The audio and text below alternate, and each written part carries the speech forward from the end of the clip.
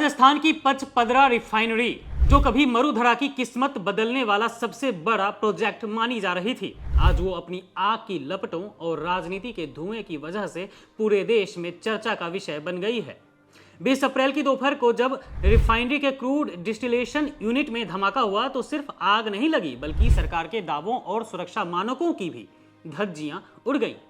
करोड़ों का नुकसान हो चुका है और सबसे बड़ी विडंबना देखिए, आज यानी 21 अप्रैल को खुद प्रधानमंत्री नरेंद्र मोदी इसका उद्घाटन करने वाले थे, लेकिन अब वहां खुशियां नहीं बल्कि बर्बादी का मंजर दिखाई दे रहा है। इस प्रोजेक्ट की कहानी सियासत की खींचतान और जनता के पैसे की बर्बादी की एक लंबी दास्तान है। साल 2013 में तत्कालीन मुख्यमंत्री अशोक गहलोत ने बड़े अरमानों के साथ इसे राजस्थान का अब तक का सबसे बड़ा सपना बताया था।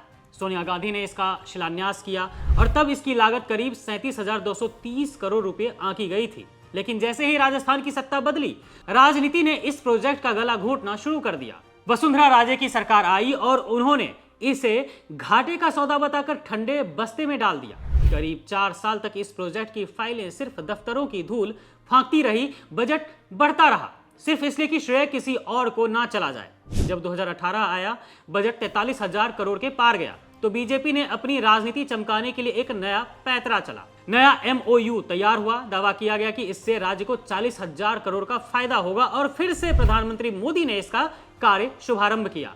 आप सोचिए, जो काम उस समय तक 37,000 करोड़ से 43,000 करोड़ में पूरा हो सकता था, उसे खींचकर करीब 80,000 करोड़ रुपए के बजट तक पहुंचा दिया गया। बजट को दोगुना करना और फिर भी काम में ऐसी लापरवाही कि उद्घाटन से एक दिन पहले ही रिफाइनरी धधक उठे। यह सीधे सीधे भ्रष्टाचार की ओर इशारा करता है, कोई गंभीर साजिश का इशारा करता है। आखिर ये जनता का पैसा किसकी जेब में गया? और 80,000 करोड़ लगाने के बाद भी ऐसी घटिया सुरक्षा की एक लीकेज ने पूरे प्रोजेक्ट को संकट में ही डाल दिया।